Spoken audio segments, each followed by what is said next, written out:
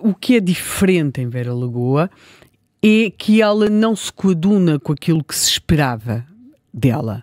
Ou seja, em geral, aquilo que se espera das mulheres, e hoje também boa parte dos homens, é uma grande contenção, uma grande diluição das convicções, às vezes de algumas pessoas. Eu, por acaso, estive de férias, mas ainda fui aqui ouvindo às vezes um bocadinho aqui da rádio, e aqui num programa num Contracorrentes a Manuel falava de uma coisa, por exemplo, em relação ao Marcelo Rebelo de Sousa, que não se sabe bem o que é que ele pensa, não é? Não era nada disso, que a Vera Lagoa é a antítese de tudo isso.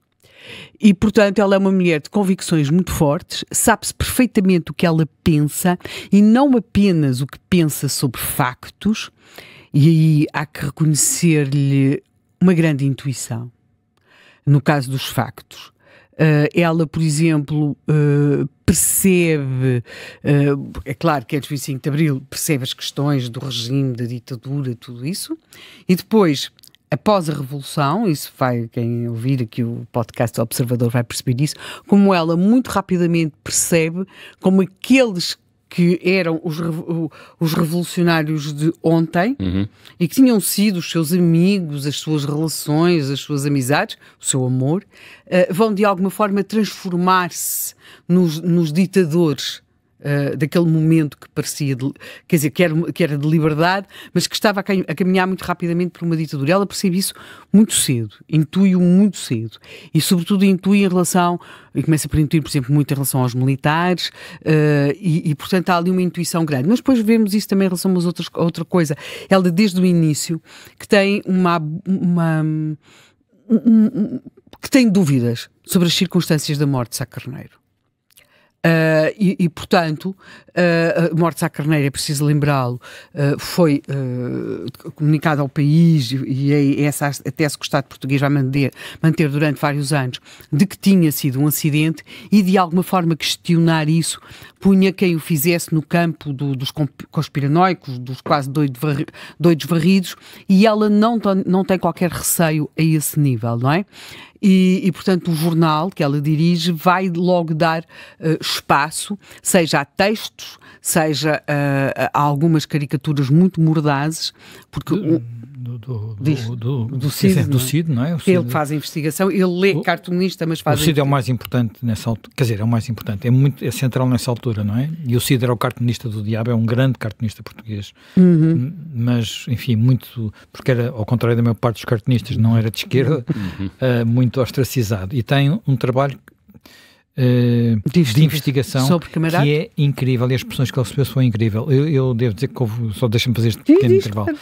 Houve uma altura em que eu dava aulas de jornalismo na Universidade Católica, jornalismo de investigação, e uma vez um dos grupos fez um trabalho, portanto havia depois a apresentação de trabalhos do grupo, fez um trabalho precisamente sobre as investigações da morte de Sá Carneiro, e conseguiram levar a uma aula o Cid, e foi impressionante.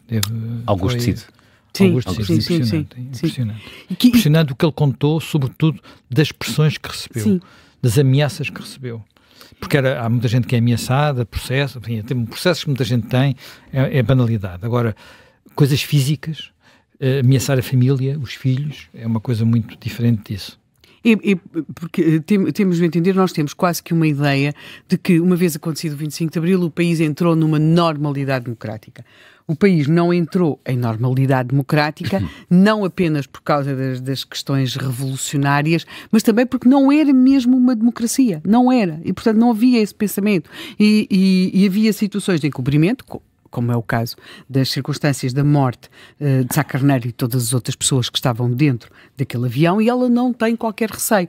Porque, em geral, o que acontece em Portugal, ou o que acontece muito frequentemente, é que quem diverge daquela narrativa comum acaba por ser tratado como lunático, conspiranoico, doido, ou, no caso, depois se é mulher, as coisas depois também têm um pendor hormonal muito forte. E, portanto, e as críticas e a forma de denegrir as pessoas é muito... Eu conhecia Vera Lagoa muito mal, numa fase em que ela já está doente e envelhecida, e ela tinha um olhar, ela já tratava toda a gente por tu, Depois falava com as pessoas com um ar de que quer dizer, eu era muito novita e com um olhar de quem eu percebo-te melhor do que tu a ti mesma, não é? E depois era claro que uma figura, pela maneira como falava, pela maneira como olhava, ela tinha um olhar muito, muito penetrante e era uma figura central, era impossível estar num sítio sem que ela, quando começava a falar, acabava quase por se tornar no centro das coisas, pela maneira como falava. Tinha o que se chama gravitas. E persporrência. E um olhar muito perscrutante, a pessoa sentia-se examinada quando ela falava, e não era, e era uma mulher, isso também é uma coisa que não é indiferente e que se percebe ao longo destes 5 episódios deste podcast, que está muito bem feito, até porque tem uma coisa, não consegue articular muito bem o lado público dela, não é? Com um lado privado. E aquilo são vidas que não têm nada a ver com este certinho dos dias de hoje, não é? Dos dias de hoje e dos dias da altura. É uma vida completamente fora do comum. Não havia vidas assim. Pois, não havia em Portugal vidas assim. Ela é uma mulher lindíssima, lindíssima, que vai ter relações com, portanto, casamento, estou a falar de casamento, com homens substancialmente mais novos, não é? Estou a pensar o caso do marido, o Tengarrinha, não é?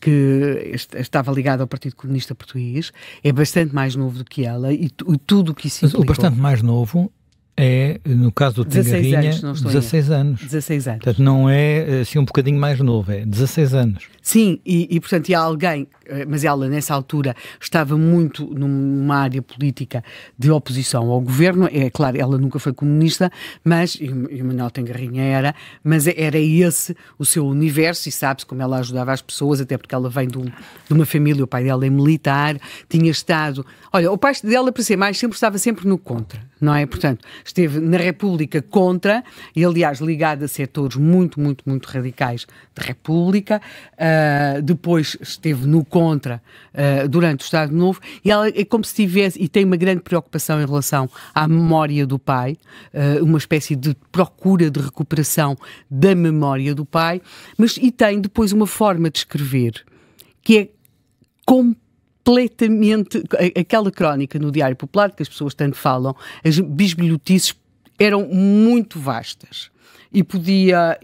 Funcionava também como uma espécie de crónica da vida cultural, porque ela dava conta das peças de teatro que estreavam, dos filmes, das exposições, só que não tinha nada aquela linguagem institucional e dizer sempre um bocadinho bem, mesmo quando se detestava. Não, ela chegava lá e muitas vezes se achava que os quadros não valiam nada, ela dizia mesmo que os quadros não valiam nada, ou que o livro não prestava para nada, ou que a peça de teatro, e isso aí era sempre mais complicado.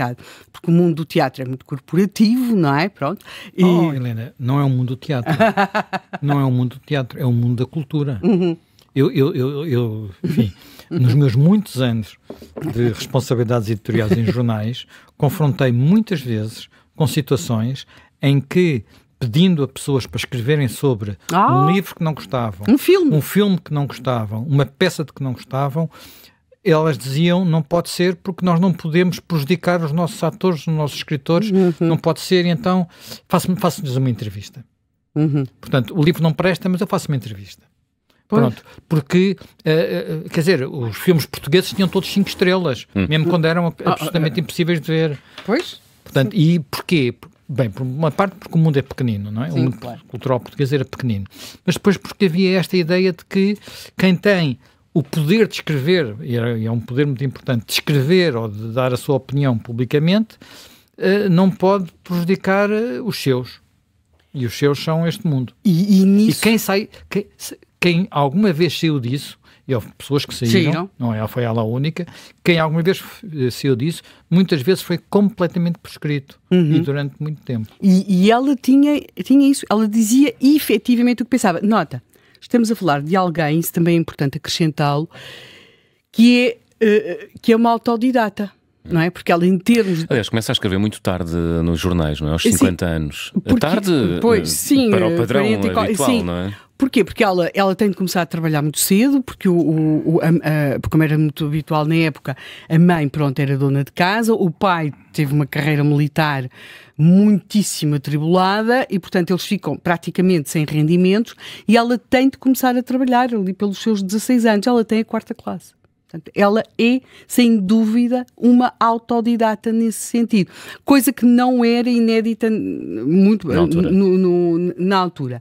E, portanto, ela tem esse lado. Ela é uma mulher muito voluntariosa. Ela começa a trabalhar. Ela tem de trabalhar para sustentar a família, não é?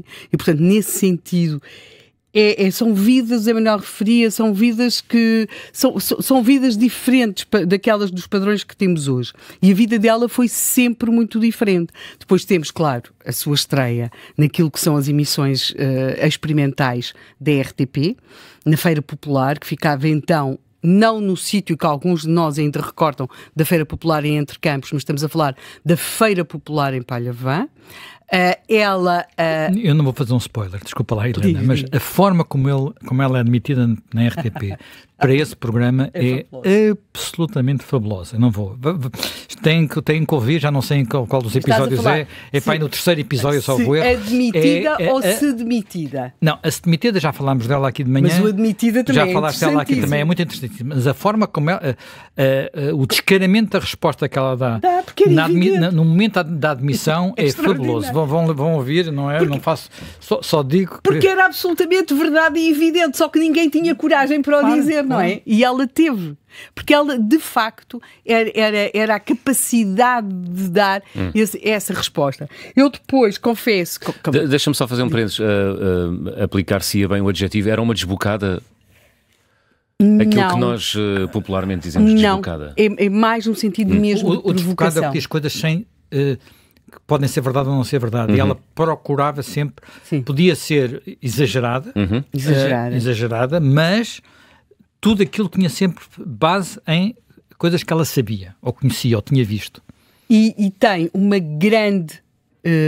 ela quer perceber o que está a acontecer. Eu, por exemplo, como já se percebeu, fiz alguma investigação sobre a questão da chegada dos retornados a Portugal e não havia, portanto, eles começam a chegar ali em agosto de 74, sempre não corresponde exatamente à figura do retornado, porque ainda diziam que queriam voltar, e depois começam a chegar, já estamos em janeiro de 75, fevereiro de 75, e não há nos jornais quem os entreviste. Vão saindo umas notícias a dar conta de que estão a chegar. E há um dia em que, portanto, já estão a chegar alguns de Angola, são sobretudo mulheres e crianças, numa situação deplorável, e por aquilo que tinham passado, e as vícias tinham sido objeto, nomeadamente as mulheres, e ela vai com o Salgado Zenha, até porque é preciso que se explique, ela foi militante do Partido Socialista após o 25 de Abril, e ela vai com o Salgado Zenha ver aquilo que então que é hoje o Inatel na Costa da Caparica, para onde essas pessoas tinham sido levadas, e quer ir lá ver,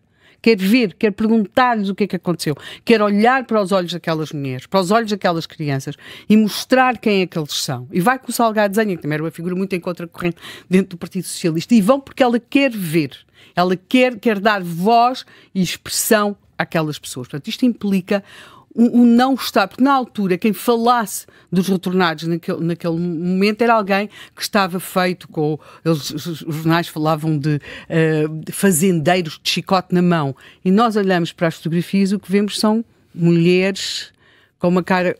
Não há homens praticamente, e mulheres com uma cara de quem passou pelo pior. E, portanto, há este lado nela, que é também depois aquilo que encontramos, por exemplo, em relação à morte do Sá Carneiro, tal como tínhamos encontrado em relação à morte do Delgado. Portanto, ela é uma mulher que ela não desiste de saber. E depois tem uma qualidade que é muito rara em Portugal, não estava preocupada com... Às vezes estava preocupada com o que diziam dela, sim, por exemplo, perceberão isso quem ouvir o podcast, e o que é que Nicolau Breiner teve a ver com isso, mas ela não vai deixar de fazer e dizer o que acha por causa da imagem que podem ter dela. Eu acho que aqui a crónica, as bisbilhotices, ela não gostaria do nome, saiu no Diário Popular, tinha realmente imensa leitura. lendo aquilo e conhecendo-se o que era o mundo muito obrigado, Sr. Doutor, como está a Vossa Excelência, o respeitinho. Do respeitinho, escrever daquela maneira, dizer que aconteça não sei quantas e pessimamente vestida, por exemplo, para uma peça de teatro, ou que a ópera tinha sido terrível, ou que o não sei quantos estava vestido de uma maneira horrorosa. E, quer dizer, há neste lado era de facto muito rompedor, porque isto hoje não é habitual. Se nós virmos o que é hoje a crónica social e essas coisas, são todos maravilhosos, são todos sempre gente gira, estão todos sempre cheios das... É muito Instagram, não é? É. Mas olha, era porque a Vera Lagoa pensava exatamente isso, ou porque também fazia parte da construção da persona? Não, eu acho que ela nunca precisou de construir nada, porque ela era mesmo assim. Não é? Ela era mesmo assim. E depois há algo que também está muito bem visto neste podcast e que foi algo que é essa fase em que eu a conheci mal, como é óbvio, mas que é a fase... Ela tem uma vida privada muito atribulada. Ela e foi pública, portanto, ela casa com o seu grande amor, não é? Que é o Tengarrinha, e depois ele deixa, e isso é algo que ela vive com dor, com imensa dor, não é? E depois há uma fase, que já corresponde ao seu outro casamento, posterior, e em que ela coloca a questão da solidão. O que é a solidão? Ela pergunta ao filho e à nora se eles sabem o que é a solidão. E nesse aspecto há ali uma mulher que também vive com muita intensidade, por exemplo, as datas dos aniversários, as questões familiares. Ela é uma mulher que ela não é indiferente a nada. E, portanto, nesse sentido, eu acho que isso o podcast trata com muita delicadeza, mas também com a informação necessária. Depois, em relação a ela mesma, enquanto jornalista, eu acho que este podcast também é muito importante no sentido em que nós imaginamos que, acabada chegou o 25 de Abril, não é? Acabou a censura e não houve mais censura. Ora, isso não é assim. Porque no pós-25 de Abril nós vamos ter, não temos censura prévia, mas temos uma forma de censura muito difícil, que é a censura dos processos, a censura, e nota que ela chegou a ser levada à justiça militar, depois passa para a justiça civil, e portanto, ainda ali num determinado período, podia mesmo ser suspensa a publicação, isso aconteceu-lhe. Uhum. E depois também não temos, com o diabo, não é? Não temos muitas vezes a noção do que foi a violência de determinados períodos. Uma violência enorme, uma violência em que se usam as bombas para conseguir calar as pessoas. Nós imaginamos, pois, que as bombas são algo que há ali em 75 e depois aquilo acaba. Não é assim, e as bombas continuam a ser usadas. Ela, aliás, o podcast dá muito bem conta disso, ela é alvo de várias, quer dizer, diretamente duas e depois outras duas em ações onde ela está, manifestações, porque isso também é importante, e isso às vezes eu tenho-me interrogado como é que seria agora, e estava a ouvir o podcast e a pensar, a questão, ela vai tornar, ela sempre foi uma mulher profundamente patriota, ela sempre gostou e fez questão em relação a Portugal e à sua história. E, portanto, há um documento da RTP de 1992 que é feito de si, e o depoimento da Vera Lagoa sublinha muito o amor pela liberdade, o gosto por Portugal e a luta permanente pela independência do país. Notei isso. São três traços que ficam, enfim, muito plasmados em todas as conversas que a Vera Lagoa tinha no espaço público. Sim, até porque ela está convencida que há uma série de pessoas que têm um comportamento ao nível da traição. Sim. E ela vai depois estar muito associada à celebração de uma data que é a data do 1º de dezembro. Isto agora depois já no final, numa fase posterior. E, portanto, ela vai achar que Portugal deve assinalar essa data. E vai mesmo estar em algumas manifestações que chegaram a reunir muitas pessoas e que é curioso, às quais a imprensa e a comunicação social não davam destaque. Isso também nos deve, eu acho que este podcast também, estes episódios, nos conduzem a uma questão, e que é o jornalismo tem em muitos países e em Portugal, evidentemente, uma noção do que é, não do que é a realidade, mas do que devia ser a realidade. E, portanto, as notícias são muito frequentemente não sobre aquilo que está a acontecer, mas sobre aquilo que os jornalistas acham que devia estar a acontecer, apagando ou não dando praticamente relevância a alguns acontecimentos e sobredimensionando outros. Não é? Por fim, eu acho que agora que também falamos tanto das questões da cultura woke e do discurso de ódio, eu acho que valeria a pena ver os livros,